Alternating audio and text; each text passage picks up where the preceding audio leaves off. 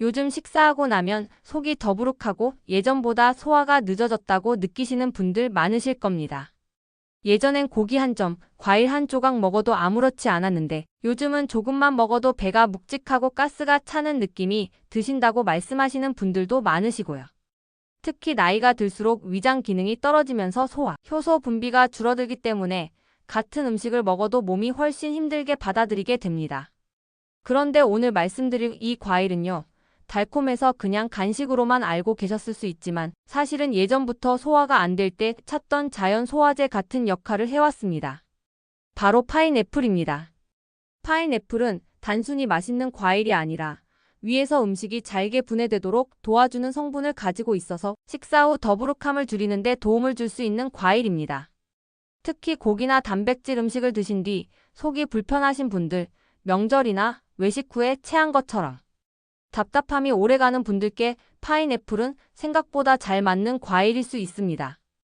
예전에는 식당에서 후식으로 파인애플이 나오는 이유가 다 있었던 셈이지요. 그냥 입가심용이 아니라 실제로 소화를 돕기 위한 전통적인 선택이었던 겁니다. 또 하나 주목하셔야 할 점은 파인애플이 단순히 속만 편하게 하는 과일이 아니라는 점입니다. 나이가 들수록 여기저기 쑤시고 관절이 뻐근하다고 느끼시는 분들 많으시죠.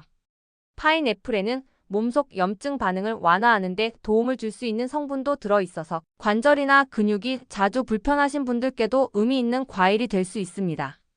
그래서 오늘 영상에서는 파인애플이 왜 시니어분들 몸에 잘 맞는 과일인지, 어떤 성분 때문에 소화와 관절에 도움이 되는지, 그리고 아무렇게나 드시면 오히려 속이 불편해질 수 있는 이유까지 차근차근 말씀드리려고 합니다. 끝까지 보시면 파인애플을 언제, 어떻게 드셔야 몸이 편해지는지 분명하게 정리해 드리겠습니다. 파인애플이 소화에 도움이 된다고 말씀드리면 단순히 과일이라서 그런가 보다 하고 넘기시는 분들도 계십니다. 그런데 파인애플이 다른 과일과 분명히 다른 이유는 안에 들어있는 브로멜라인이라는 성분 때문입니다. 이 성분은 파인애플에만 들어있는 천연 효소로 특히 단백질을 잘게 분해하는 역할을 합니다. 나이가 들수록 위에서 나오는 소화 효소 양이 줄어들게 됩니다. 그래서 고기나 생선, 달걀 같은 단백질 음식을 드셨을 때 속이 더부룩하고 오래도록 체한 느낌이 남는 경우가 많아집니다.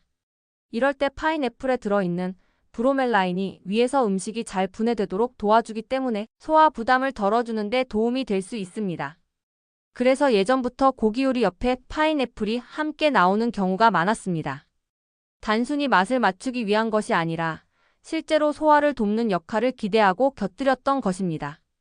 특히 식사 후 속이 꽉 찬 느낌이 오래 가시는 분들, 트림이 잘 안 나오고 답답함이 남는 분들께는 파인애플이 비교적 잘 맞는 과일입니다. 또 하나 중요한 점은 이 브로멜라인이 소화만 돕는 성분이 아니라는 점입니다. 이 성분은 몸속 염증 반응을 완화하는 데도 관여하는 것으로 알려져 있습니다. 그래서 관절이 자주 뻐근하거나 근육이 뭉친 느낌이 오래 가시는 분들, 무릎이나 어깨가 쉽게 불편해지는 분들께도 파인애플이 관심을 가져볼 만한 과일로 이야기되는 이유입니다. 다만 여기서 꼭 짚고 넘어가셔야 할 점이 있습니다. 이 브로멜라인 성분은 열에 약합니다. 그래서 파인애플을 통조림이나 캔으로 드실 경우에는 우리가 기대하는 이 효소 효과는 거의 사라진다고 보셔야 합니다. 달콤한 맛은 남아있지만 소화 효소 역할은 줄어드는 것이지요.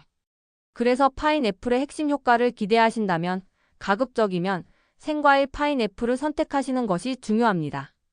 다음 순서에서는 파인애플이 관절이나 몸의 염증과 어떤 식으로 연결되는지, 시니어분들께 왜 더 의미가 있는지 조금 더 자세히 풀어드리겠습니다. 나이가 들수록 소화만큼이나 많이들 불편해하시는 게 바로 관절과 근육 통증입니다. 아침에 일어날 때 무릎이 뻣뻣하고 계단 오르내릴 때 관절이 시큰거린다거나 어깨나 손목이 이유 없이 욱신거리는 경우도 잦아지지요. 병원에서는 특별한 이상이 없다고 하는데 몸은 계속 불편한 상태가 이어지는 분들도 많으실 겁니다. 이런 증상의 공통점 중 하나가 바로 몸속에 쌓인 염증 반응입니다. 나이가 들수록 우리 몸은 작은 자극에도 염증이 오래 지속되는 경향이 있고 이게 관절이나 근육 통증으로 이어지는 경우가 많습니다. 파인애플이 여기서 주목받는 이유도 바로 앞에서 말씀드린 브로멜라인 성분이 염증 반응을 완화하는 데 도움을 줄 수 있기 때문입니다. 브로멜라인은 단백질을 분해하는 효소이지만 동시에 몸속에서 불필요하게 과도해진 염증 반응을 누그러뜨리는데 관여하는 것으로 알려져 있습니다. 그래서 해외에서는 관절이 불편한 분들이나 운동 후 근육 회복을 위해 파인애플이나 파인애플 추출 성분을 찾는 경우도 적지 않습니다. 특히 무릎이나 허리, 어깨처럼 자주 쓰는 관절이 늘 뻐근한 분들, 날씨만 흐려지면 몸이 먼저 반응하시는 분들께 파인애플은 약처럼 즉각적인 효과를 기대하기보다는 몸의 부담을 줄여주는 식품으로 생각하시는 게 좋습니다. 꾸준히 적당량을 드셨을 때 몸이 조금 편해지는 방향으로 도움을 줄 수 있다는 의미입니다. 또 하나 시니어분들께 중요한 포인트는 파인애플이 염증을 줄이는 데만 그치지 않고 붓기 완화에도 연결될 수 있다는 점입니다. 다리가 잘 붓거나 손이 아침마다 뻐근하게 부어있는 느낌이 드시는 분들께도 파인애플이 관심 대상이 되는 이유가 여기에 있습니다. 몸속 순환이 더뎌지면서 생기는 불편함을 완화하는데 보조적인 역할을 할 수 있기 때문입니다. 다만 여기서도 무조건 많이 드시는 건 도움이 되지 않습니다. 파인애플은 산 성분이 있는 과일이기 때문에 과하게 드시면 오히려 속이 쓰리거나 입안이 따끔거릴 수 있습니다. 그래서 다음 순서에서는 파인애플을 언제, 얼마나, 어떻게 드셔야 오히려 몸이 편해지는지 시니어분들 기준으로 딱 정리해드리겠습니다. 파인애플은 몸에 도움이 될 수 있는 과일이지만 먹는 방법을 잘못 잡으면 오히려 속이 불편해질 수 있는 과일이기도 합니다. 그래서 시니어분들께는 특히 섭취 방법이 중요합니다. 무조건 좋다고 많이 드시는 것보다는 몸에 부담을 주지 않는 방식으로 드시는 게 핵심입니다.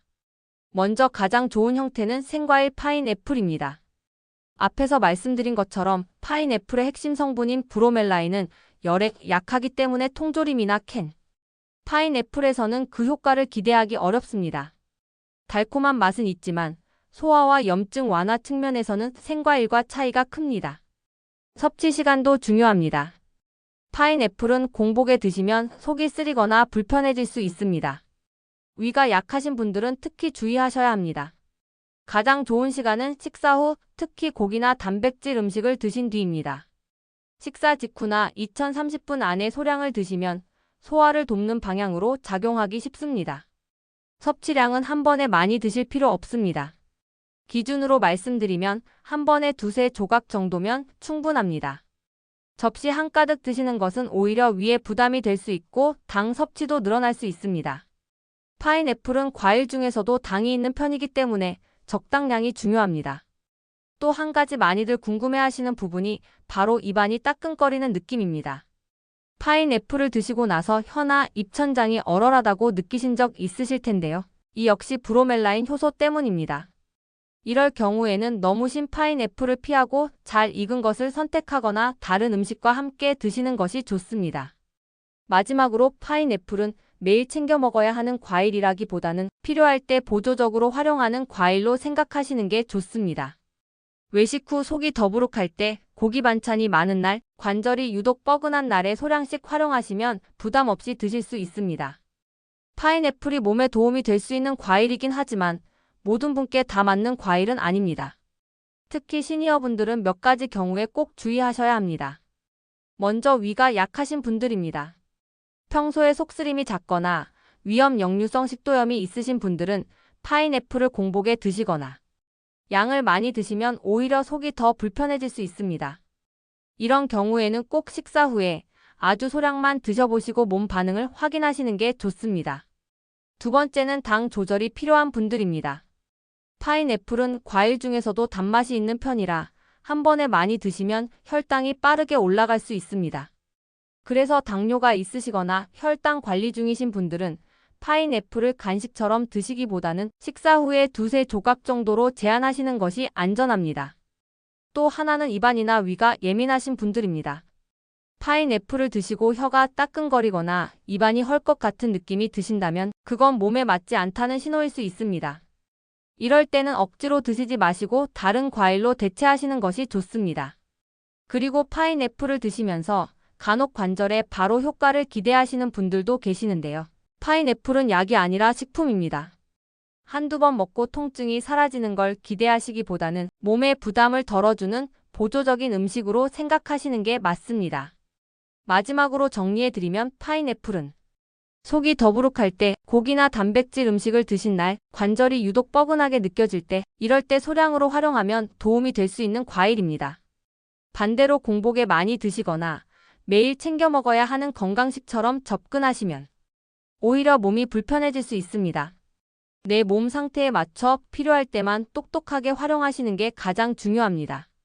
이 영상이 파인애플을 드실 때 기준을 잡는 데 도움이 되셨다면 주변에 비슷한 고민 있으신 분들께도 함께 나눠주시면 좋겠습니다. 다음에도 시니어분들 몸에 정말 도움이 되는 음식 이야기로 찾아뵙겠습니다.